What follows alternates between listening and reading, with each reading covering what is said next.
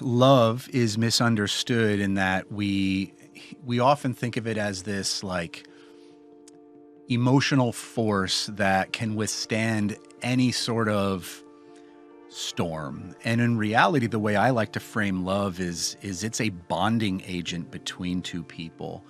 And the stronger the love, the stronger the bond, right? But all things that bind eventually can unbind. And depending on how coercive the event is, or how challenging or separating that event can be, that bond can be eventually broken. Have you ever questioned, are you with the right person? Are they the one? Are you compatible? How do I make this work? No problems. All those questions I've thought numerous times, and that's okay because I sit down with Dad Shunkwiler. He's a therapist and owner of Mankato Marriage Solutions, and he sits down with me to discuss every question in the book and anything that came up, and I'm really excited. He has worked closely with couples and families and specializes in helping parents develop stronger parenting skills. He's a licensed behavioral health provider with over a decade of experience treating individuals with mental health and substance use disorders across Minnesota.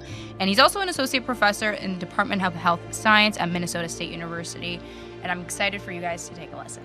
If I work with couples and if they're angry at each other, that's a good thing, right? Because we can work with anger. We can learn how to communicate that. We can learn how to repair what might be happening. You can't repair if there's no care. Do most people let go of infidelity? Wow.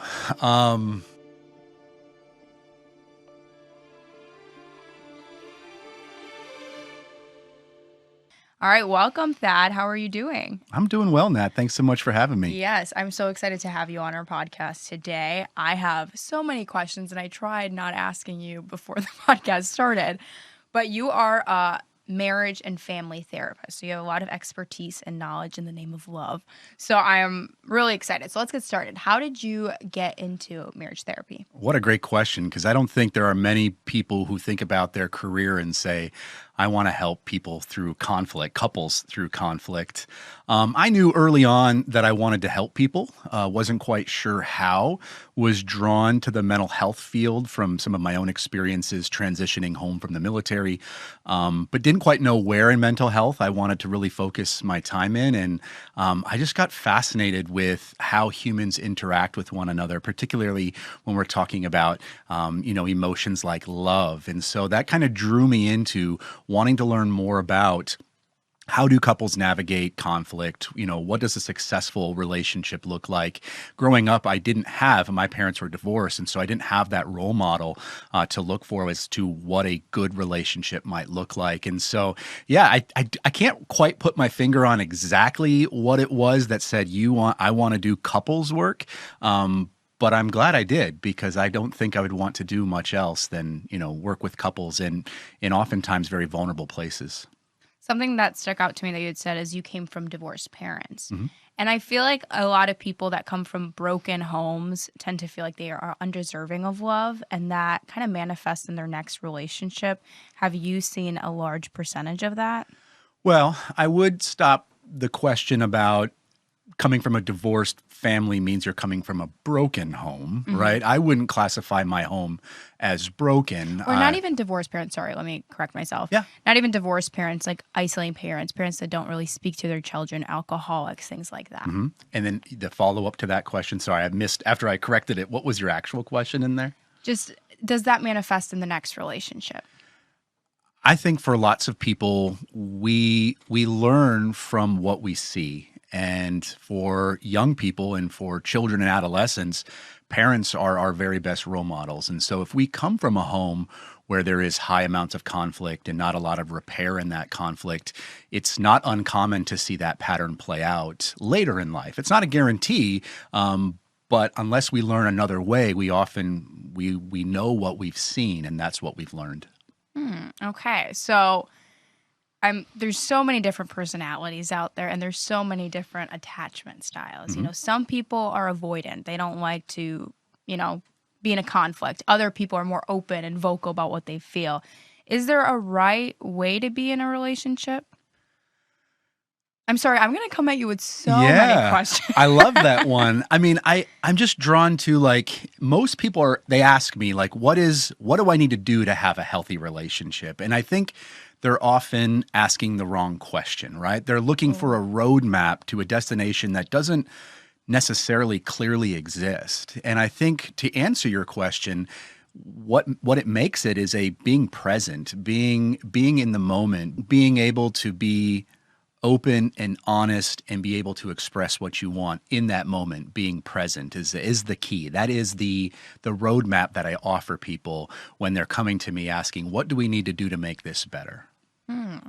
All right, I'm going to be open and honest with you today because I feel like you're going to be open and honest with me.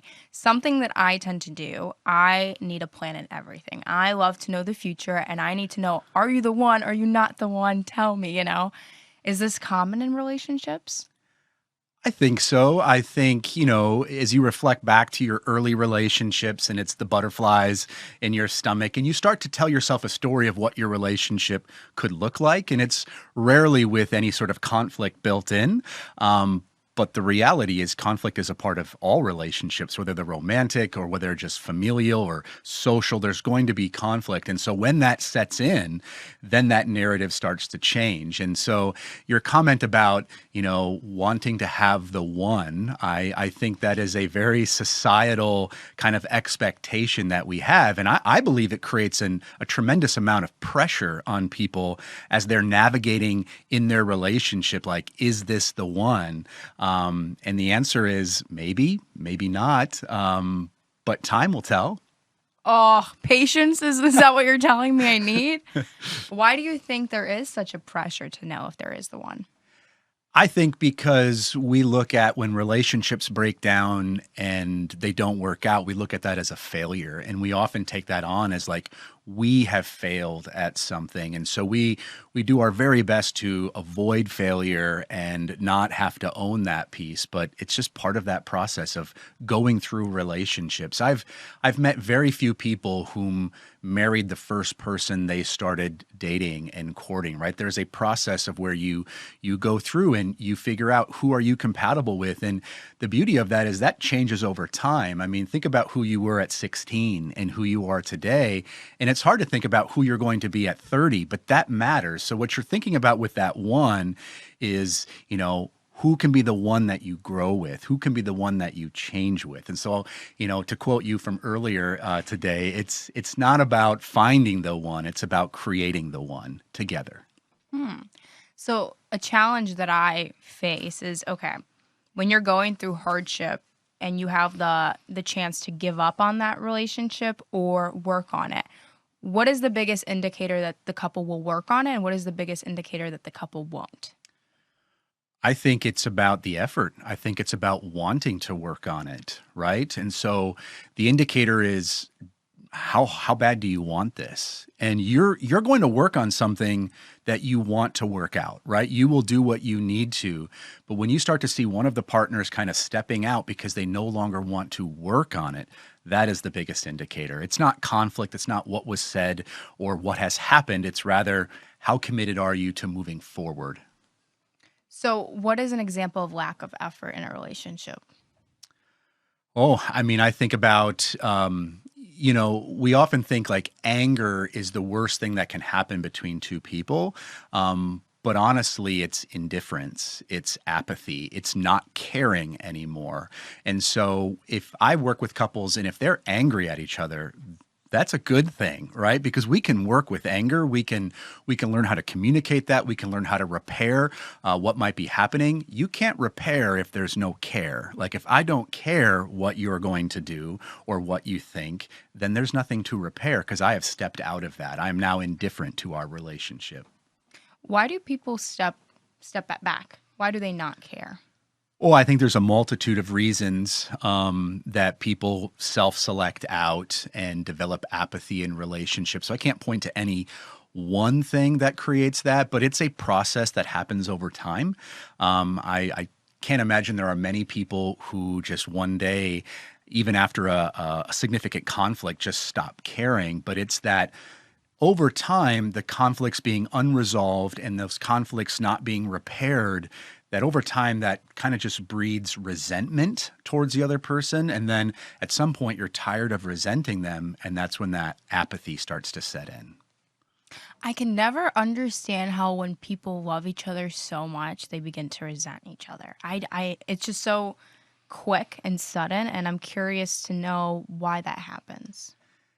Yeah, I mean, I think love is misunderstood in that we often think of it as this like emotional force that can withstand any sort of storm. And in reality, the way I like to frame love is it's a bonding agent between two people. And the stronger the love, the stronger the bond, right? But all things that bind eventually can unbind. And depending on how coercive the event is, or how challenging or separating that event can be, that bond can be eventually broken. But I think it's very possible. I have worked with many, with couples who have decided that they are going to end their marriage that still attest that they love one another, but not in the way that is needed to survive that partnership of marriage. Wow. Heartbreaking. It can be, yeah. So you've had 20 years of experience, correct? Correct. What has been the most shocking thing that you have learned about love, relationships, marriage? The most shocking thing that I've learned, something that you wouldn't have known unless you went into this field. Yeah. I would say that there's no such thing as a perfect couple. I think when I was growing up or even studying to become a marriage and family therapist, I had this idea that there is an ideal couple that is, just perfect in the way that there's not conflict, there's not issues that need to be resolved. And the reality is, I mean, every relationship, whether it's a marriage or you're dating, it's never perfect. It's never going to be exactly what you want. It's what you do with that is what matters. So I guess for me, it's just knowing that it seems so obvious, but the most shocking thing is that this is really hard. It's really hard for people to navigate relationships with that level of emotionality and intimacy that gets interplayed. So what is your advice for couples, people that are married? What is your advice for those couples that are facing struggle or facing well, conflict? I mean, how about we start with general advice for every couple, right? Is that love is easy, relationships are hard. I think about like the early phases of dating, and I dated for a while before finding my wife, and so I've had various different relationships, and I can reflect back to that fun period of where you don't have conflict yet. You're just in this like honeymoon phase. Honeymoon phase. Thank you for naming it. And it's that point where you start to tell these stories of what this relationship is going to be, and you can't imagine that there's going to be any sort of conflict that will break it down and tear it apart. But it is a process, and it takes work. It takes intentionality in relationships. That there's going to be conflict, and it's what you do in that conflict that matters. That's why I say love is easy. Relationships are hard because it requires you to do work. When does it go from love to relationship? How long is that honeymoon phase? I would say it's different for everybody. I've met people who they knew the other person was going to be who they were marrying after the first time they've met. And I have met people who have been in long-term relationships and still don't quite know if this is the person they want to marry. I'm talking decades-long time together and still not sure if this is who they want to spend the rest of their life with. Is that because they aren't the one or that person that they want to be with, or is that their own self, personality, style? What do you think that would be? I think it could be a combination of the two. I also think there is an expectation of marriage being final and in having some finality, and that if you marry this person, you are signing a contract to be with them for the rest of your life. So that's a tremendous amount of pressure. I mean, imagine having to pick the car you're going to drive for the rest of your life, or the apartment that you may want to live in. That's the one place in our life where we have this like expectation that it's forever. And so for some people, that hurdle is too high to get over. And so they would much rather be in just platonic, long-term relationships without that marital commitment. And I hold no judgment to those individuals, but you asked about, why someone may hold on as long as they have without taking that next step. And that would be my hypothesis. So, what are some common challenges that couples face? Yeah, I mean, I think about it like in a hierarchy. There are lots of challenges, and if I think for me in the work that I do, I'm often seeing people where they're facing a challenge that they can't get over. But let me put it this way. A lot of people will pick like one thing as like their challenge. So you don't wash the dishes when I expect you to. And they believe that is their challenge, that you're not washing the dishes, or you're not folding the laundry, or you're not coming home when I think you should.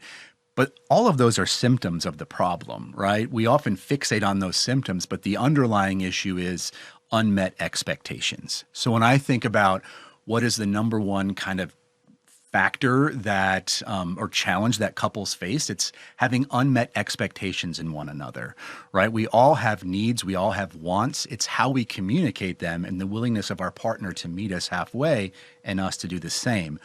Where I see conflict is when those expectations aren't being communicated, and I expect you to read my mind and know what I want. And when you're not doing that, then that's where that cycle starts for a lot of couples. I'm going to base this off, the movies I've seen and the shows I've seen. I feel like one person in a relationship could be showing, hey, this is how I feel and this is what I want done. And then the other person's like, oh, you're always complaining. Is that a common thing in relationships? Well, what I will say is that we all communicate differently. And there's a great book by Gary Chapman called The 5 Love Languages, which helps couples identify what is their language and what do they need to be communicated back with. And so for some, it's words, others it's action, others it's physical touch, it's gifts, right? There are different things. Can it be all 5? I think so. But I think then it's about, how do you communicate that to your partner to say, these are the things that I need, often to feel secure in our relationship, because you can't have a successful relationship without emotional security. If you don't feel safe emotionally with your partner, you're never going to get to a place where you can communicate those needs. And so you're always going to be left wanting. And over time, that is going to wear that bond down. Even if I love you with all of my heart, over time, that is going to corrode that bond to where it's going to detach. So something that I keep thinking about, how you had mentioned when couples come in and they're angry, you could tell that there could be a solution. Mm-hmm. Have you had couples that came in and one does not care? Did you just kind of know, okay, there's no problem solving here?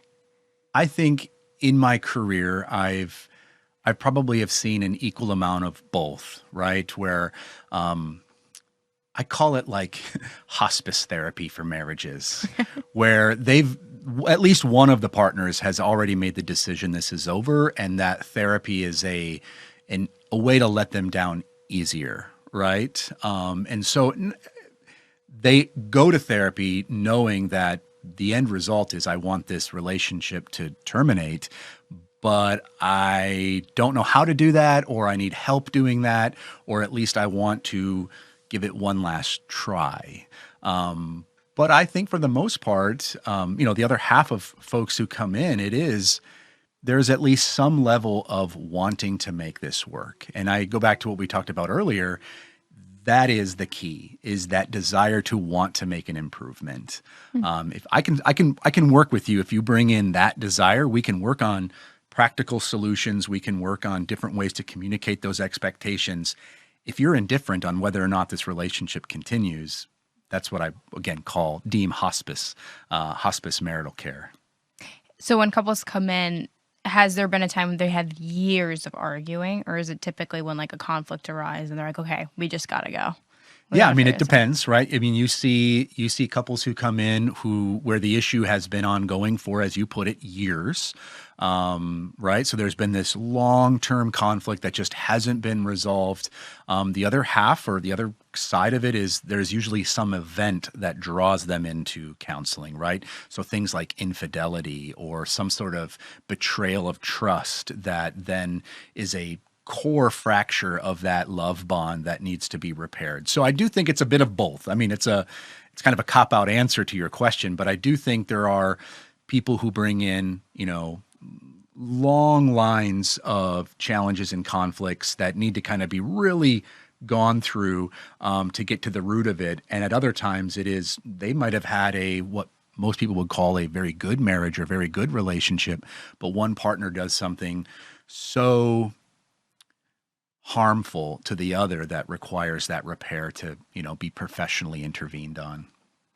Do most people let go of infidelity? What was the question? Do most people let go of infidelity? Wow. For me, I guess it would depend on what let go means. Do I think there are people capable of forgiving and moving forward? Yes. Do I think those people completely let that go? I would say probably not.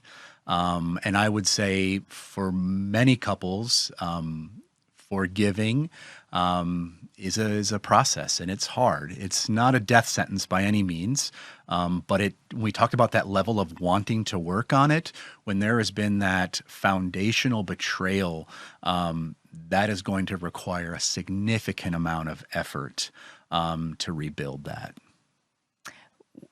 Would you say that's the number one reason people or couples come to see you? No, I wouldn't. I would say that happens. I would say the number one reason, once again, is those unmet expectations. And it masquerades as communication problems, or it masquerades as they simply won't change to be who I want them to be. But it truly is, I need something or want something, and you're not providing it, but I'm also not communicating that. So would you say love is accepting the other person as they are and just knowing that that person will not change? To some degree, I think that's a part of the formula. If love was a recipe, there has to be some level of acceptance that who you're forming this bond with is who they are. I believe people can make changes if they're motivated to do so. But they have to be motivated. So if we were married and you wanted me to change a behavior that I maybe have been doing for years, I would have to be motivated by our love to make the commitment and the work to change that behavior. And that goes back to, what is your level of commitment in this relationship? That I know I'm all over the place. Yeah. I told you I have questions. That's I'm what love curious. is, right? Yeah. Questions. Because I feel like there's so many different concepts of love, ideas of love. And one thing that I think about is comparison. Do you notice that a lot of couples compare to other relationships that they see either online or in person, things like that? Yeah, I mean, I think that permeates society all over. We're constantly comparing ourselves, and social media made that impossible not to do, right? So I'm seeing the Notebook videos every time I'm scrolling. I'm like, oh. Yeah, no, I mean, everybody loves to show the picture of the couple, having a good time and kissing and celebrating. I've yet to see a social media post, at least in my circle of friends, that is highlighting a conflict, or that is, showing the real side of the challenges of love and relationships. And so, yeah, I do think it's natural to compare what you have to other people and to want it. So that in of itself isn't the problem. It is realizing that, like what I learned, and the biggest thing I learned in doing this is that there is no perfect relationship. There is no perfect couple. So you might see their Instagram photo of the perfect family and on the beach, and everybody has great jobs and nobody is upset about anything. And I would guess, that behind that picture, once the camera is off, that they have the same conflicts that you and your partner struggle with. Do you think sharing conflicts with your person to other people is healthy? Like talking to your friends, talking to your parents, like, oh my gosh, she's doing this or he's doing that. Is that a healthy thing? I think there are boundaries that have to be navigated in every relationship about, what are things that you and I need to work through on our own, and what are things that maybe it's helpful if I have another set of ears or another set of eyes or advice that can help me navigate how I'm feeling. And so it comes back to boundaries. I mean, I do tell couples there are some things that if if there's an expectation that this is our problem and we're going to work on this and not my mother-in-law's or your brother's, it's about respecting those boundaries that are set. But to answer your question, I think the ways in which people cope with challenges, I always say what works for you as long as it's been negotiated in those boundaries. And so if we were married and every time you had a complaint about me, you went to your mother, and that worked for you and I was okay with that, then I would say that works. But if I said to you, please don't go to your mother with all of those things because that clouds how she views me, I'd like for us to try to work through it first. Now I've set a boundary and an expectation that I've communicated to you. Yeah, because I feel like in relationships, if you're constantly only telling the bad things to your family, then they could view your spouse or your person in a negative light. Yeah. And I feel like family is more protective, and they're like, hey, they did this, or, Yeah. That's interesting. I think that is a very common thing in dating, right? Where you're still trying to figure out if they're the one, and you are hyper aware of what other people might think of that person. And so that, I think, plays a much larger factor than, say, if you and I had been married for 30 years, we're probably less concerned about what another person might think about our marriage. So you're saying that mainly young people and people that are starting in their relationships are doing that? I would say so, whether they're young or old, or just like you mentioned, like that just initial phase of trying to test out, like, how compatible are we? I like to put it this way, how real is it, right? Because we've had the relationships that we know are fun and it's enjoyable right now, but somewhere in your mind, you're like, this isn't real, that this is in this moment, but my life is going that way and your life is going this way. And you just take it for what it is in that moment. But yeah, if it's real, then yeah, I would say so. All right, I have a tough one for you. Ready? Okay. Long distance couples. Is that an ultimate test in your eyes? I think what it does test out is one another's level of wanting to make it work. Because when we talk about the layers of work of relationships, every stressor we stack on to it creates more work. And when there's a distance in the relationship, it simply means I have to try harder to make this work. And if I'm invested in that, I will do that. So I don't necessarily agree with distance makes the heart grow fonder and some of those cliched things. I mean, it might work for some people. I don't think universally that is the answer. But couples have to make a decision about, like, what do we want? Can we get what we need and want in the way our relationship is set up? And there's no right answer. If you can do that and you're happy and you're content, then that works for you. But for other people, that is simply just not going to work in the way in which they want to experience love in that relationship. Should you have an end goal with the person you're with? Should you have something to look forward to? Because if you're aimlessly dating, maybe one person's like, oh, is there an end goal? Are we just dating just to date? Or is it just time? Time heals all. I mean, I think if the expectation is, and I don't know if you're talking about yourself here, because you had earlier said, I'm all about planning and I want to see those things. And so I'm starting to put some pieces together here that we could chat about another time. Turn the cameras off. But I think it comes back to that expectation. If I would say for most people, if on that first or second date or even the first couple of months, what is our plan? Are we going to get married? I think most people would find that to be maybe a bit too much early on. But for people who have maybe been in a committed relationship for months, years, and they have the expectation that this is leading somewhere, I think it's extremely important to have that conversation. Where is this going for you? I see us going this direction. Does that line up? Is that a value that you share? Because really what we're talking about is values, right? And for some people in long-term relationships, the end of that relationship is, I want to get married and you don't, and that is not compatible and we're not going to make this work. I feel like people in the past, and I could be wrong because I wasn't in the past, but, they made things work. They went through the trials? I feel like now people are more inclined to separate or divorce. Do you find that to be true? Well, the data, the statistical nerd in me would say yes. Divorce rates are higher today than they were 60 years ago. And there's a multitude of reasons that I think come into play there. But I think the best way that I can explain that is as a society, there's been a shift over the past 50, 60 years in that, the saying of when the going gets tough, the tough get going.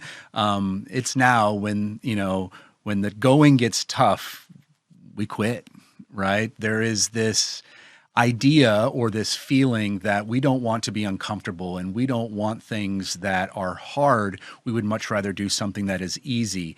And so when the relationship starts to get hard, it becomes easy to say, "Oh, I'm out. I'm going to go do something that's easy again."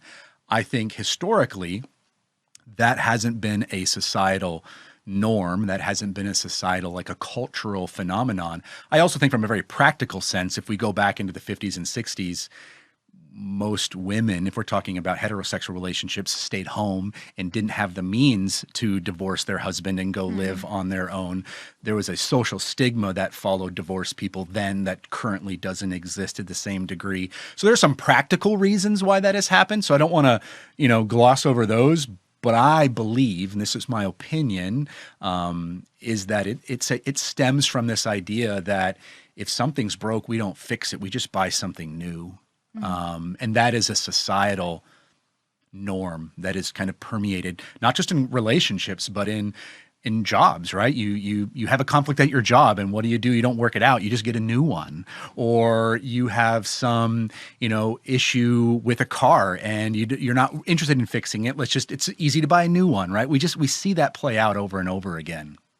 How do you differentiate that this is hard or it's really time to exit? Yeah, that's a question that I work with a lot of people through. Is we've gone through counseling, we've done the work, and it still isn't working. And so I think for most people, it is there isn't any one place that they arrive and they say, this is not going to work.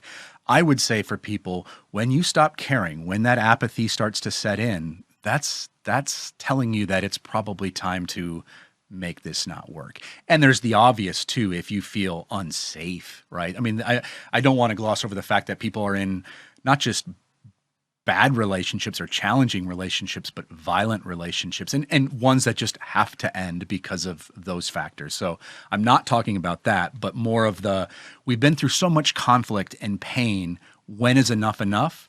I think it's when you start to stop caring. What if they stop caring, but there's children involved? Well, you've opened up a whole nother door when we start to incorporate children. Remember that I just told you about, like, the stress of long-term relationships. It's just stacking stress. The heaviest box that you're going to put on your marriage is the box of children, right? The stress that comes from parenting and navigating the new way of life when you have other, human beings that need to be taken care of and you're responsible for. It requires more effort again. And so your question is, when is it time to quit when there are children? I don't think it changes all that much, other than for a lot of people, children provide that motivation or that the opportunity to dig a little bit deeper to want to make it work. When we go back to that desire to make it want to work, when there are children involved, there might be that, like, well, this is not just about me, it's also about them. So I might have quit 5 years ago, but because of these children, I'm going to give it as much try as I can. But for some people, it's still not enough, and the outcome is a divorce. I'm trying to paint a picture of, couples coming into your office and sitting down with you. Do you remind them or ask them, how did you two meet? How did you fall in love in the first place? Do you bring that memory up? It is a strategy to kind of start to build rapport. Most of the time, though, when they're coming in wanting to dig in, right? Like, it's a pretty big effort for most couples to say, we need help, right? That's a big effort, that to admit we need help. A much bigger effort is let's schedule some help. Then the third one is let's actually go and get there. So once you get into that, once you're into that place, I like to just get down to brass tacks. Like they've already put a lot of energy in making this decision to come in. If a couple thinks it's helpful to tell me how they met and the best parts of their relationship, I'm not going to shut them down. But most of the time, that isn't the reason they're there. Nitty-gritty. Yeah, the reason they're there is not because I love this person so much and all I think about is when we first met. It is this person is not meeting my expectations and I'm sick of it. Oh, what do most couples expect? Well, I think there is a level of expectation of that my needs are met and that my wants are met. But as I mentioned previously, where the conflict often comes in is when those expectations aren't being communicated. It's one thing if I say, I need this from you, and you deliberately say no, or you don't work at trying to provide that for me. It's a separate thing of you saying, I had no idea. I thought you wanted this, or I thought you needed that. And that's where that like communication breakdown, where I try to help repair. How can we talk to each other better so we can express those expectations and meet them? I feel like, and I could be wrong, couples therapy is for people that have been married for years. I'm like, oh, if you've been dating 2 years and you need couples therapy, maybe you guys aren't the right people for each other. Is that wrong? Is that wrong thinking?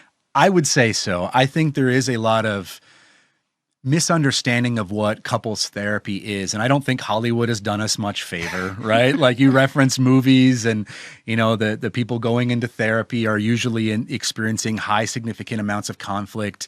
I think about it like this. You don't go see your doctor every time because you're sick, right? You go because you're trying to prevent sickness from happening or trying to do a check-in or a checkup on how is your body functioning. And so I like to tell couples that while you might think relationship counseling or therapy is only once you've hit kind of the end of your rope, it's much more effective if it can be further down the line and we can get to the bottom of these unmet expectations much earlier in your relationship. And so I was actually just having coffee this morning with a friend and was talking about the work that I'm currently doing at the clinic. And she's just like, everybody could benefit from marriage counseling. And I couldn't agree more. Anybody in committed relationships that are going through struggles, we can all do a little bit better about communicating those expectations and ensuring that, that we're maximizing our relationship.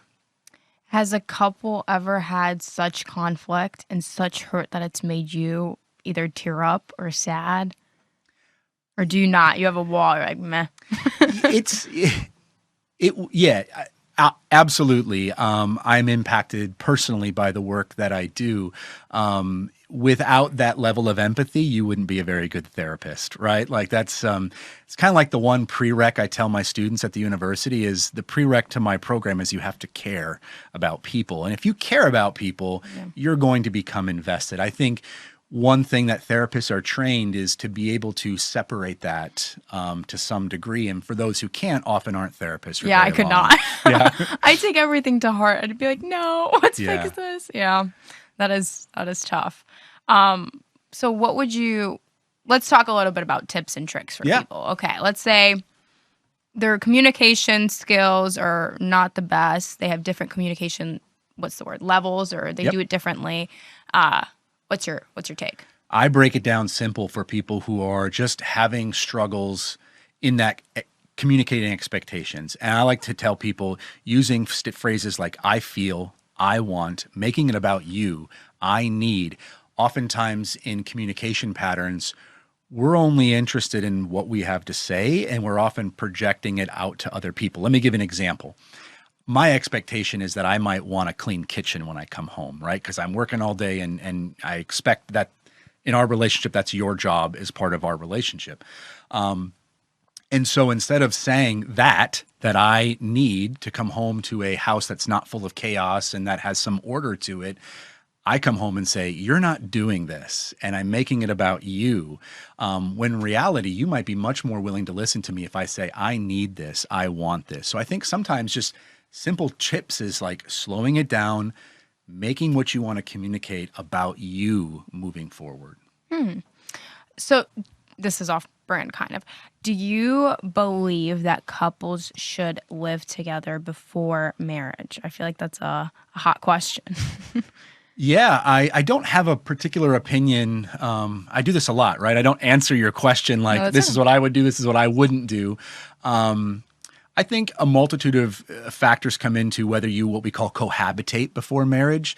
I think some of it has to do with kind of like your societal expectations. It could be your religious beliefs that prevent those things. And so I would never tell somebody who has a faith that says that's just not what we do, that you need to do that. Fair. Because I don't think that is the answer to a successful relationship. But on the other hand, I don't know that I'd buy a car without first test driving it. So you see what I'm saying? Yeah, So I that's a feel fair like point. I do think, let me tie this together. I think there are ways in which to get at the lessons learned by cohabitating without cohabitation. Does that make sense? Okay. Like what you learn in that experience of living together prior to marriage could likely be learned in other avenues. And so I guess that is the answer I'll say, is it really depends on the couple and what they want. I think there's some good to it. I also can understand why somebody would say that's not for me. I guess what I'm doing, and we talked about this earlier, is I'm asking for a guide because Yeah. it's like I want the answers to every question, and it's like there's no perfect relationship. And you are like 99% of the clients who come and sit on my couch. They're asking me what to do and what they need to do to make this better. And that's not what a therapist is, right? Most people think we give advice, and that isn't at all what we're supposed to. Are there times where I might provide my thoughts on what might be a different course of action? Sure. But ultimately, my job is to listen, hear, reflect things back to you so you can make those connections for yourself. Something that's I've been thinking about is compatibility, and if you know how you hear the comment opposites attract, but then you also hear no, you have to be compatible in some form. What are your thoughts on that? I think personality is what you're really getting at here, right? I think there are all sorts of combinations of personalities that can work. I think for every opposite that attracts, I think there are opposites where it is a terrible situation to be in. So I think when it comes to personality, there is this, like how do I want to say this? There isn't a recipe for the personality that you need to be successful in a relationship. It goes back to that, is there the one? And it's not that there is one, it's can you make one, right? Can you make one together in that? And so I think for those, the opposites that attract, I think they've done the work to make that successful. Whereas the compatibility thing, I think can be a bit overrated, where it's like, I don't like tacos, you don't like tacos. I don't like to go to my parents' house for Christmas. You don't, right? I think we put a lot of stock into that isn't necessarily predictive of a healthy and successful relationship. Outside of effort, what is the one thing that both partners should have to make it work? Intentionality. What do you mean by that? So effort can be just, I'm trying.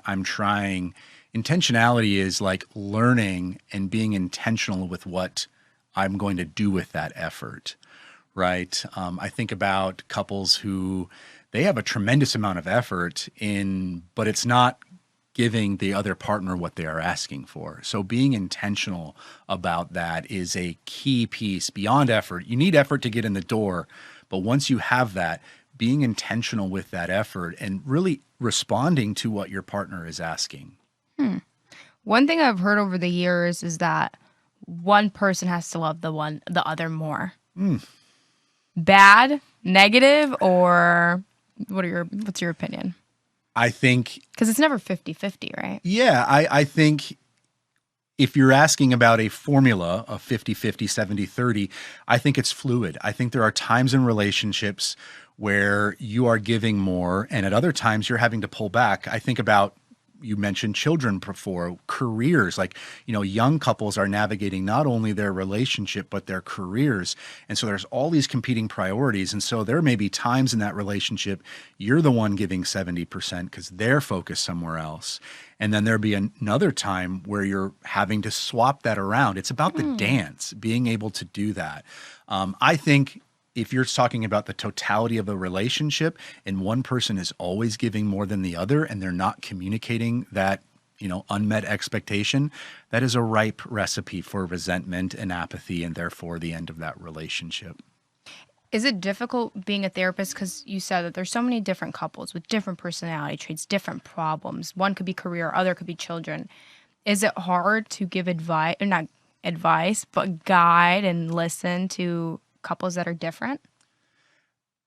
I think even though there's a multitude of reasons why couples come into the office, I think underneath it's often the same thing. You've heard me say this, that unmet expectation, the lack of effort or intentionality in the relationship. So regardless of the individual circumstances, if it's children or it's the lack of sexual intimacy or the mother-in-law that's overbearing, whatever it might be, right? Like it's all, I listen to that for a little while and then I have them see what's underneath that. Because if they can't resolve what's underneath those things, it'll just be something else later. Does that make sense? Yeah. Like it's truly about, I don't feel validated. I don't feel secure. I don't feel like I'm getting my needs met in this relationship. I'm going to ask you for your personal opinion. Sure. Do you think that people meet by chance or for a reason? Oh, As a marriage therapist. yeah. I mean,